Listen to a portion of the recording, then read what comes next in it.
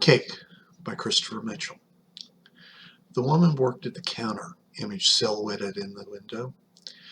Her frizzy hair tied back, and the shape was Amy? Amy before she got sick? Chess pie had been her passion. They had always made it together. She was a kid set free in the kitchen, her creative side fulfilled. Silently, he would hold the bowl steady, feeling the scraping beaters. He could smell the lemon juice. And when the pan was finished, they played Rochambeau to see who got the beaters, who got the bowl. The image was so real, he couldn't help himself, reaching out to take him into his arms. The space in the bed next to him was empty. Holly could never sleep in. Cinnamon filled his nose as his eyes eased open. Sleep dreamed to a waking dream. In the month she had been here, his place was home again. Between bad decisions and cancer, she was bald, thin, and haggard, but he didn't care. The tattoo had said it all. Here comes the sun.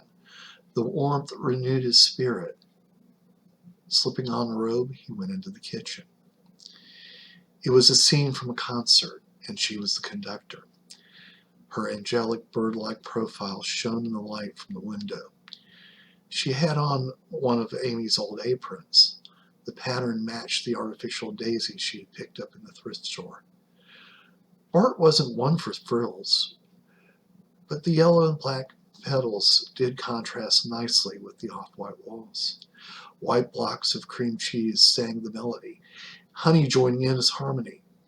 Phyllo-lined pan lay cool next to a bowl of crushed nuts, each waiting their turn. Her slender hands held the little hand mixer as it strained against the thick batter. It was hard to keep bowl still enough to work. Reaching on either side, he grabbed the edges of the bowl. "What you cooking?" he said. Holly jumped. She hadn't heard him come in. "Baklava cheesecake for the women's club tomorrow. And if you're a good boy, you can have the bowl." Amy used to say that. Grinning at the memory, he grabbed the two cups off the counter. "Baklava and cheesecake? The biddies in the building need cheering up?" "Oh, one or two." Holly rinsed the dough off the beaters. "And it's just one dish." Mary Donahue got on my nerves, bragging on how much weight she lost. That's not the thing to tell a cancer patient, you know.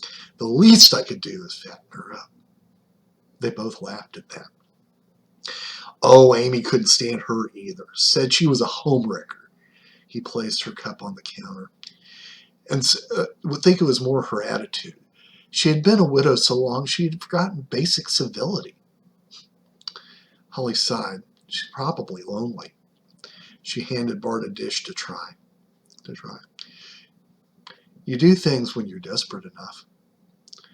Holly turned off the mixer and ejected the beaters onto the newspaper. Under the wild exterior was a disciplined woman, one step at a time, set up for efficiency. It was one thing Amy had not been. The light from the window dimmed slightly. "Ooh, scratch my back." Reaching over, he heard her purr as his nails went across her skin. She went back to primping the pan. Batter then cascaded into the bottom of the crust. Then another layer of pastry followed with honey and chopped nuts.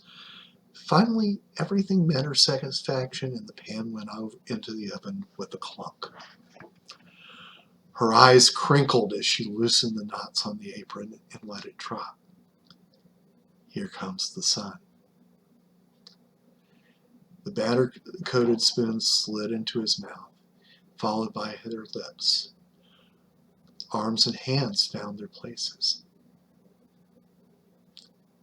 "Happy now?" she asked. He closed his eyes. "You taste better than the cake." "Oh, I taste like chemo," she snorted, pushing him away. He kissed down the scarred body. "Better than nothing at all." Vanilla, cinnamon, and honey mixed as they pressed against the counter. Sunlight reflected on the wrinkled flesh, and it was good. There was no hurry. Just call, response, and flow. Release came. He pulled up a chair and watched as she finished cleaning the kitchen. Unlike Amy, she preferred to do this alone. Sipping from the cup, she watched frailty come back. Amy would tell me, give me anything less than your best was to sacrifice the gift. The same spirit is within you. Holly picked at a mint plant in the window. My only good boyfriend used to say that. Her voice got softer with the memory. I wish I had listened. It would have saved me a lot of grief. I'm just amazed that I have as much energy as I do. She placed her hand on his. What should we call us? Are we a couple? I mean, after the last month, I'm not really sure. Bart pulled her into his lap, tracing his fingers tracing the inked sun on her belly. Two people that God wanted to heal. The words were comfort. Comfort for their lives and healing for the spirit. They've asked in them for a long time till the question came. And when it's all over, I'll cry when it happens. Right now I'm grateful, and you should be too. Helping her to her feet, the smile became bigger. Let's go get a shower.